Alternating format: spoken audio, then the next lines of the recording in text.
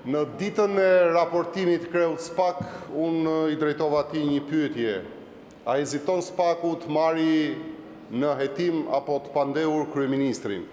Kjo pjesa këtu reagoj me hilaritet plot, domethënë duke qeshur fort, ndërsa sot ja ku jeni, gjithë strukeni dhe të gjithë vononi pas fshiheni dhe vononi çdo gjë pas procedurave dhe mbani aty në Këshillin e Mandateve një kërkesë të SPAK-ut për heqjen e imunitetit të zëvendës kryeministres, që në fakt nuk është thjesht imuniteti i zëvendës kryeministres, por është imuniteti i kryeministrit. Dhe jo vetëm kaq, po doni të shpikni dispozita ligjore për t'i vënë në dispozicionin tuaj për të mbrojtur veten tuaj me imunitet. Ndërkohë këtu në sallë mungon Bledion Albati.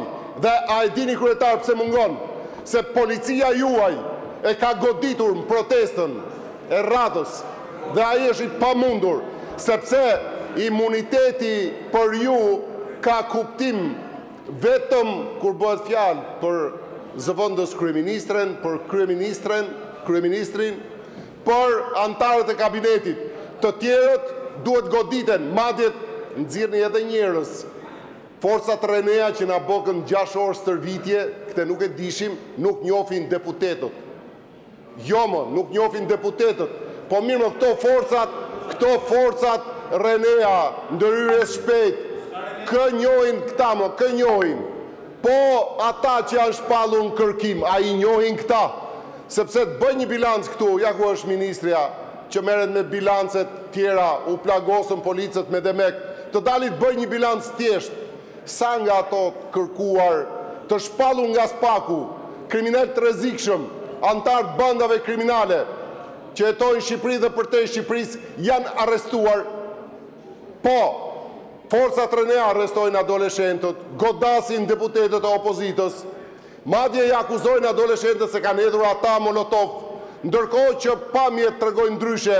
Në parlament, përballë parlamentit, ishin policët ata që ju kthyen protestuesve, edhe me molotov, edhe me gaz lotësjellës. Jo, nuk tallem dhe unë them vetëm të vërtetën, sepse kam qenë aty dhe e di shumë mirë situatën.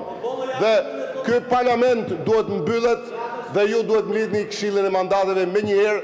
Justifikimi juaj për gjykatën kushtetuese ka rënë, le që nuk ishte justifikim fare, por me qenë se e përdorët, sot ai ka rënë dhe mblidh Këshillin e Mandateve dhe të imuniteteve.